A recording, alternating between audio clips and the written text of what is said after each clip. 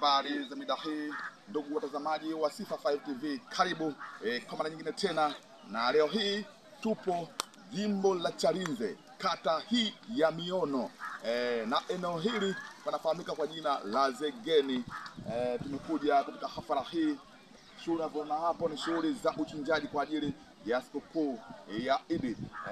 Kama unavyoona ng'ombe ni wengi zaidi wamechinjwa hapo, na nyama hii itagawia kwa kila mtu, ila hayo yote utayafahamu. Tutafanya mahojiano na mashehe na watu wa aina mbalimbali kufahamu faida ya uchinjaji, na je, ng'ombe hawa wametoka wapi na wameletwa na nani ama wamedhaminiwa na nani. Karibu, endelea kufuatilia Sifa 5 TV. Bado tuko eneo hili kwa ajili ya kujuza mengi na mengi yaliyopo hapa.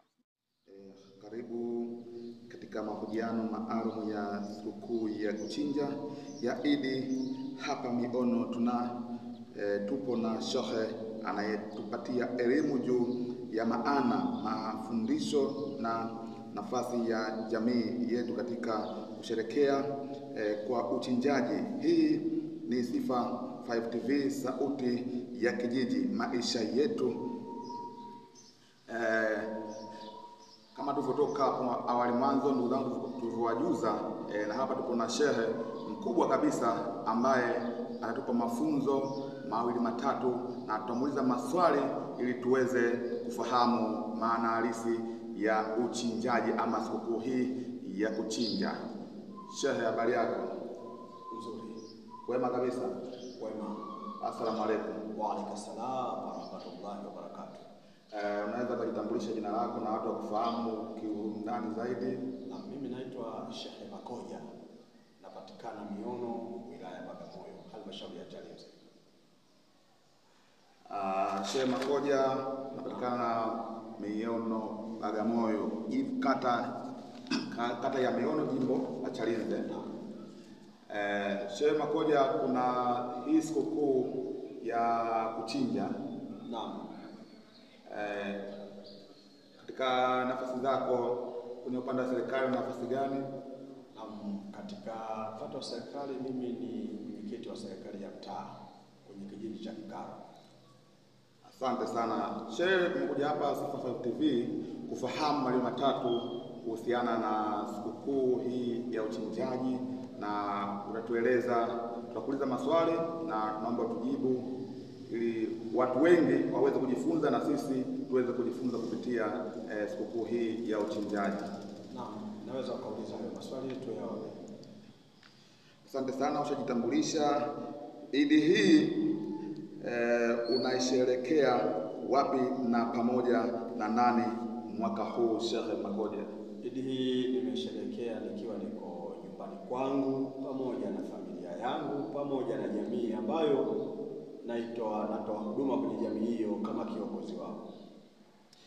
Asante sana. Maandalizi ya Idi hapa Miono yamekuwaje mwaka huu, Sheikh Makoja? Maandalizi ya Idi kwenye eneo hili la Miono yameenda vizuri, hayakuwa na kumbushani za matukio ya ajali wala matukio ya uvunjifu wa amani. Ulinzi umeimarika vizuri, watu wamesherehekea kutokea toka kuswali swala ya Idi na sherehe zingine zilizofuata za Idi ya kuchinja. Shehe, unaweza kutufafanulia maana halisi ya Idi al-Adha katika Uislamu? Naam.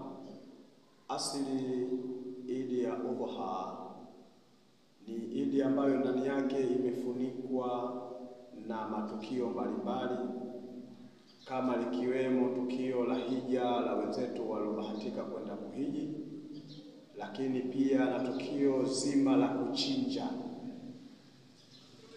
Nayo kiasili kuchinja tunaazimisha jambo ambalo alilifanya Nabii Ibrahim alayhi salam alipopewa agizo na Mwenyezi Mungu kwamba atoe sadaka ya kuchinja, na akaelekezwa kumchinja mwanawe wa kumzaa Nabii Ismail alayhi salam, na Ismail naye alikubali kutii maelekezo ya Allah.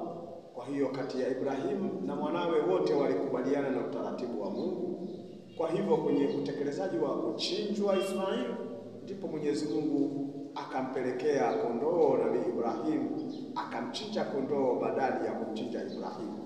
Kwa hivyo ikawa kwetu sisi suna ambayo tunatakiwa kuitekeleza haswa kwa kila mwenye uwezo wa kupata nyama wa kuchinja, ili aweze kuingia kwenye suna hiyo ya kuchinja. Asante sana. Na swali letu la 5, ni funzo gani kuu tunalopaswa kulipata kutokana na tukio la kuchinja? Mafunzo tunayotakiwa kuyapata kutokana na tukio hili la kuchinja. Kuchinja sio jambo gumu sana, wala ukiliangalia kwa juu uwezo ukaona kama lina mafunzo, lakini mafunzo ambayo yapo kisheria kwenye zoezi la kuchinja ni sisi kufundishwa ucha Mungu. Tunatakiwa tuwe watiifu, kwa sababu kama Nabii Ibrahimu alikubali kumchinja mwanawe kwa kumtii Mwenyezi Mungu, huu unaonekana ni utii wa hali ya juu kiasi kwamba katika dunia tuliyokuwa nayo leo, kama mzazi anakwenda kumwambia mwanawe kwamba amepata maono yanayotaka amchinje, huyo mtoto hakubali na huyo mzazi pia hakubali. Lakini kubwa kabisa tunafundishwa ucha Mungu, ittaqullaha haqqa tuqatihi, tumche Mwenyezi Mungu haki ya kumcha. Kwa hiyo inatufundisha kwamba kama yeye nabii amefikia hatua kuridhika kumtoa mwanawe, mimi na wewe tunatakiwa tuweje katika kutii sheria za Mwenyezi Mungu. Hilo ni funzo ambalo tunalipata katika idi hii ya kuchinja ama Eid al-Adha. Lakini pia tukizingatia na matukio ya wenzetu kwenda kushiriki ibada ya hija, utaona wazi kuwa hata wao pia wanaenda kuona maeneo matakatifu ambayo manabii waliyatembelea ama waliyashughulikia. Mfano, wanapokwenda katika safari ya kuelekea Mina. Mina ni sehemu ambayo ndiko lilikuwa linatekelezwa tukio la kuchinja. Kwa hivyo basi, hili funzo tunalolipata kwenye huu mwezi wa mfungo 3 na masiku 10 haya ni funzo kubwa sana la kiucha Mungu, na kila Muislamu anatakiwa kujipamba. Lakini jambo la 3 ni katika hivi vichinjwa. Vichinjwa hivi vinatakiwa kila mmoja mwenye uwezo aweze kutekeleza ibada hii ya kuchinja, kwa sababu ndiyo inayoendana sababa na masiku 10 haya ya mfungo 3, kufuatana pia na ayami tashrik, maana mwezi 11, 12 na 13 Kuchinja mnyama ni ibada muhimu sana siku hii. Kuchinja mnyama ni ibada muhimu kwa siku hii, kama tulivyotanguliza kusema. Ni suna ambayo sisi tumeirithi kutoka kwa Nabii Ibrahim, lakini ni sehemu inayoonyesha ucha Mungu kwa yule mwenye kutekeleza zoezi la kuchinja. Kwa sababu tazama, wameambiwa wanyama, kamia mwenye kukosa kamia, ng'ombe mwenye kukosa ng'ombe, basi kondoo mwenye kukosa kondoo, basi achinje mbuzi. Kwa hivyo hii ni ibada muhimu. Pia tunaona ibada hii inaenda kuwasaidia ile nyama baada ya kuchinjwa, inaenda kuwasaidia wale mafakiri ambao hawawezi kumudu kununua nyama kulingana na uhaba wa kipato. Kwa hiyo unaona kwamba zoezi la kuchinja, tunachinja kwa sababu ni ibada, lakini tunachinja pia ndani ya ibada kuna msaada unaoenda kuwafikia binadamu. Lakini haya ni maelekezo kama alivyosema fasalli li rabbika wanhar, kwamba omba kwa Mwenyezi Mungu, swali kwa ajili ya Allah, fanya dua zako, fanya ibada zako, lakini wanhar. Kwa hiyo ukimaliza hizo ibada zako uchinje. Kwa hivyo utakuja kuona ibada mbalimbali unazotakiwa kuzifanya, lakini hatima yake inaambatana na kuchinja. Kwa hiyo kitu chochote kinachoambatanishwa na kitu kingine, basi kama hicho kilichoambatanishwa ni bora, hata hiki kilichoambatana kwenye kitu hicho nacho ni bora. Kwa hiyo kama ibada iliyoelezwa fasalli lirabbika wanhar, kwamba huku kuswali na ama huku kuomba kukiwa ni bora, basi na kuchinja nako kunakuwa ni bora, kwa sababu Allah amekuunganisha na kilicho bora. Mungu hawezi kuunganisha kitu bora na kitu kisicho bora akaunganisha kwa pamoja. Kila kilicho bora kinaunganishwa na kilicho bora, na ndivyo hata ukiangalia katika baadhi ya maandiko anasema warafa'ana laka dhikraka, nimekunyanyulia wewe utajo wako, alipokuwa akimtaja Mtume Muhammad sallallahu alaihi wasallam. Kwa maana unaposema ashhadu an la ilaha illa Allah, kinachofuata unaambiwa ashhadu anna Muhammadar rasulullah. Allah ni bora, lakini Nabii Muhammad naye ni bora. Kwa hiyo utaona hapa kitu bora kinaunganishwa na kitu bora chenyewe chengine. Kwa hivyo ibada iliyoamrishwa ifanyike, lakini mwisho anaunganisha na kuchinja. Sisi kwetu kuchinja kama Waislamu ni jambo ambalo linatupasa tuchinje. Asante sana. Je, kuna mafundisho gani muhimu kwa jamii yetu ya Miono hasa siku ya Idi? Mafundisho ambayo tunatakiwa sisi kama wana Miono tujiandae, kwa sababu Idi al-Adha haiji kwa ghafla, na si Miono peke yake, Tanzania yote tujiandaeni kwenye hili. Idi al-Adha haiji kwa ghafla. Kwa hivyo ni vizuri kabla ya kuandaa nguo za kuvaa watoto tukajiandalia kwanza kichinjwa, kwa sababu ndicho chenye tukio lake. Lakini leo utakuja kukuta jamii nyingi zinapoteza gharama nyingi kwa ajili ya kuwavalisha watoto, lakini sasa anasahau tukio ambalo hili akilitekeleza anapata thawabu kubwa. Kwa hivyo ni vizuri mafundisho tunayotakiwa tufundishwe, tujitahidi sana tuandae. Lakini pia tukiwa na uwezo tutaandaa mbuzi, tukishindwa mbuzi tutaandaa kondoo. Hatukuona wewe kondoo hakutosha, tutaandaa ng'ombe. Ng'ombe hatutoshe, tuandae ngamia. Lakini pia inawezekana hata sisi wa hali za chini tukachinja, kwa sababu sheria inatutaka na imeruhusu, imejuzisha ng'ombe, mnyama ng'ombe ambaye anaweza kabeba dhamana ya kuchinja uchinjo wa watu 7, ng'ombe mmoja. Kwa hiyo ukiangalia hapa, tukijichanga tukiwekeza kidogo kidogo kwa mwaka, watu 7 tunaweza tukapata mnyama mmoja tukachinja, na sisi tukaingia kwenye kundi la waliotoa sadaka ya kuchinja kwenye mwezi huu wa Dhulhijja na katika Idi ya Adha. Sheikh Makoja, unazungumziaje hali ya vijana wa Miono kijimani siku hizi?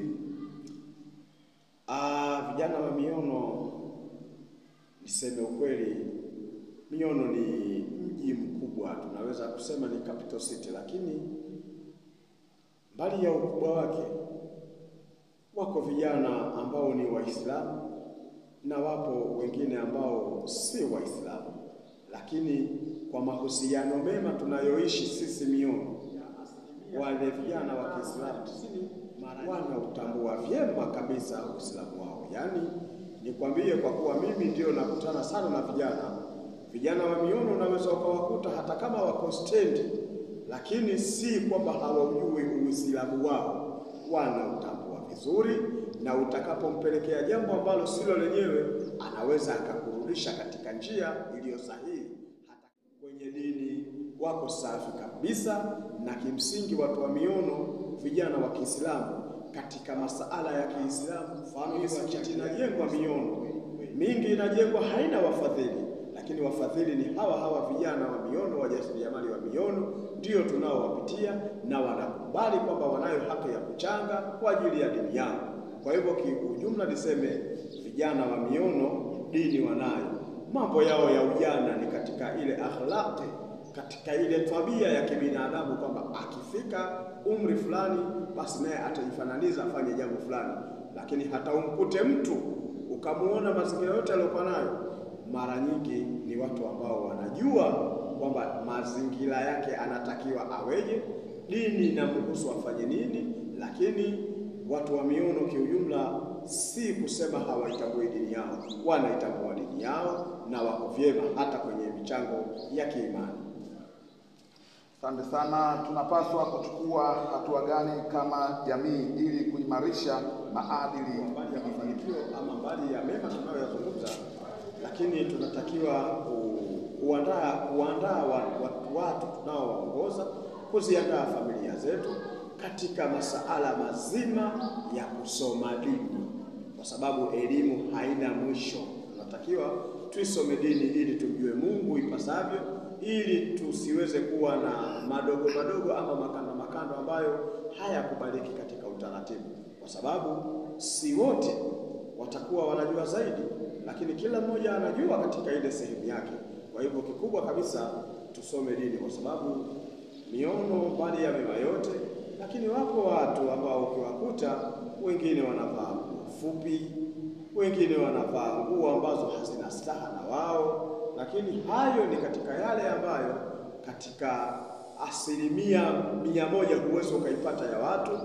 Lazima wengine wapatikane wenye ikhtilafu dogo kama hizo, lakini hata umkute mtu amevaa kimini katika watu wa miono, si kwamba hajui utaratibu wa dini yake, atabaki katika akhlaqi yake kama tunavyojua akhlaq al-basharia. Asante sana. Idi kama hii inasaidiaje kuleta umoja na mshikamano wa familia na kijiji kwa ujumla? Naam, idi kama hii inasaidia kuleta mshikamano sana, kwa sababu kwanza sisi tabia ya watu wa miono tunaoishi Dar es Salaam na mikoa mingine, huwa kawaida yetu ikifika idi kama hii ni lazima tuje huku, kwa sababu tunapenda kuja kusherehekea sherehe ya idi kifamilia, lakini pia tuna matukio tunayafanya ikiwemo kuzuru makaburi ya ndugu zetu. Kwa hivyo tukio la kuzuru linakuwa ni tukio ambalo mtu anatoka huko anakuja, anajua kabisa mwaka huu na mwezi huu ni kazuru kaburi ya baba, ya mama au ya nani. Lakini mara nyingi hata kama sio kwenda kuzuru, tunakuja kusherehekea pamoja. Kwa hivyo utakuja kuona kama tutakuwa tunaungana pamoja kwenye hii idi, hata yule ambaye atakuwa aligombana na mwenzie ni haraka sana kufanyiwa suluhu, kwamba huyu na huyu kidogo wamekwaruzana, lakini sasa hebu hili na hili liishe. Kwa hivyo hii idi kwetu sisi inatujenga umoja sana, kwa sababu kila kijana ambaye ametoka miono, hata kama atashindwa kuja miono kula sikukuu, kusherehekea sikukuu miono, lakini ni kwa kusononeka, ila akiwa na uwezo anafika moja kwa moja bila kutuma mtu. Asante sana Sheikh Makoja. Kuna changamoto gani unazoziona kwenye familia za Kiislamu hapa Miono, hasa wakati wa sikukuu kama hii?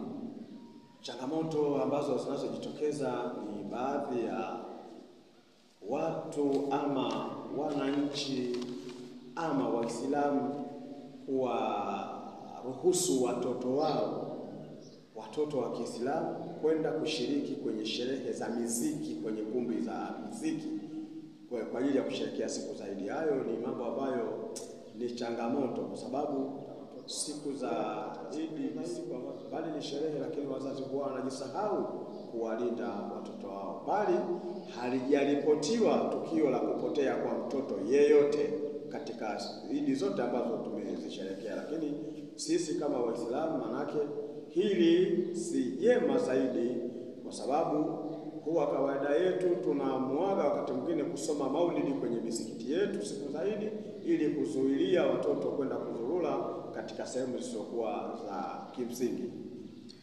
Asante sana Sheikh Makoja. Unafikiri dini inaweza kusaidiaje kuchochea maendeleo ya kijiji chetu cha Miono? Inachochea maendeleo sana, na ni maelekezo ya kisheria kama alivyosema Mwenyezi Mungu katika Surat Al-Qasas, aliposema kuwa wabtaghi fima ataka Allahu daral akhirah wala tansa nasibaka minad dunya. Yani aya hii anaelekezwa mtume kwamba wala usisahau kutafuta ile sehemu ambayo itakusaidia hapa duniani, lakini pia usisahau kutafuta sehemu yako ya akhera. Kwa hiyo ufanye ibada, lakini pia ukamilishe uchumi. Kwa hiyo dini ya Kiislamu pia inafundisha masuala ya uchumi ili watu wawe na fedha, kwa sababu haiwezekani ukawa dini ifundishe umaskini, hakuna. Kwa hiyo kama aya zinaelekeza kufanya hesabu hizo, maana yake dini ya Kiislamu ni sehemu inayozungumzia masuala ya mapato, kwa sababu pia dini ya Kiislamu imeelekeza masuala ya kulipa zaka na sadaka. Kwa hiyo vitu hivyo ni sehemu ya uchumi. Asante sana. Unatoa rai gani kwa viongozi wa kijiji na kata husika kushirikiana na viongozi wa dini? Mimi wala hiyo haina kutoa rai, kwa sababu sisi viongozi wa dini tunashirikiana na viongozi wetu wa kata na vijiji bila tatizo lolote. Yani mimi nikiwa na shida inayonitaka ofisi yoyote ya kijiji, yani mimi naenda wala siogopi chochote. Lakini sio mimi tu kwa sababu kiongozi, hapana.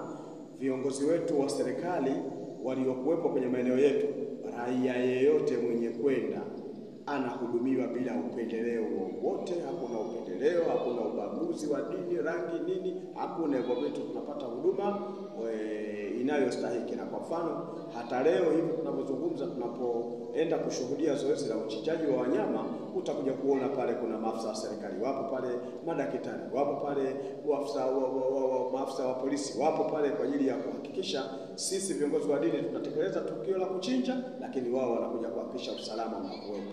Na mpaka sasa hivi bado mambo yako vizuri. Miono hatuna msuguano wote kati ya dini na serikali. Asante sana Sheikh Makoja, ujumbe wako kwa Waislamu wote wa Miono na Tanzania kwa ujumla ni upi? Ujumbe wangu kwa Waislamu wote wa Miono na Watanzania kwa ujumla, tudumishe amani. Tudumishe amani, upendo na mshikamano. Ndiyo itakayotuacha salama. Mwenye kuabudu afanye ibada yake vizuri kabisa kama amani itakuwepo ya kutosha. Na amani tunaanza nayo sisi wananchi, kisha serikali ndio inakuja kusimamia masuala ya amani. Asante sana. Kwa wale ambao hawakuweza kuchinja kwa sababu ya hali ngumu, unawashauri nini Sheikh Makoja? Wale wasioweza kuchinja kwa sababu ya hali ngumu, Mwenyezi Mungu amesema la yukallifullahu nafsan illa wus'aha. Mungu halazimishi mtu kufanya lile asiyokuwa na uwezo nalo. Wale wafanye subira, ila wasivuke mipaka wakaenda wakayafanya yasiyokuwa ya kisheria. Wavute subira, Allah akipenda atakuja kuwaruzuku nao waweze kuchinja. Sheikh, tumeambiwa kata ya Miono imepata ng'ombe kwa ajili ya kuchinja. Unaweza kutuambia ng'ombe wangapi na wametoka wapi? Tumepata ng'ombe wastani. Leo ninapozungumza tuna tukio la kuchinja ng'ombe 150. Kati ya hao ng'ombe 111 wanachinjwa hapa Miono, yani kwenye center hapa, lakini ng'ombe 39 tumewapeleka kule kijiji cha Masibani kwa ajili ya kuchinja ndani ya kata hii ya Miono, lakini kule tunaenda kuhudumia kijiji cha Masibani, Kwekonje pamoja na Mihuga, nao tunaenda kuwahudumia kule kwenye kundi lile la Masibani. Labda itakapotokea sasa mabadiliko mengine tu ya kiutendaji, lakini hivi ndivyo tumelenga tukawahudumie watu katika mfumo. Tumepata ng'ombe 150 kutoka kwa taasisi ya Takbir Islamic Foundation ambayo yenye makao makuu yake Dar es Salaam, na wao ndio waliokuwa na ndugu zetu hao kutoka Uturuki ndio waliotufadhili ng'ombe hizi zinazochinjwa hapa Miono. Tukiachana ng'ombe hawa waliochinjwa leo hii, na tunasikia kuna ng'ombe wamechinjwa jana. Je, ng'ombe wale wametoka wapi na nani amefadhili ng'ombe wale? Jana tumechinja ng'ombe, zimeletwa ng'ombe 100 jana, lakini tumechinjwa ng'ombe wa wastani wa 36 ndio ng'ombe waliochinjwa. Na kimsingi ng'ombe wale waliowaleta ofisi ya mbunge.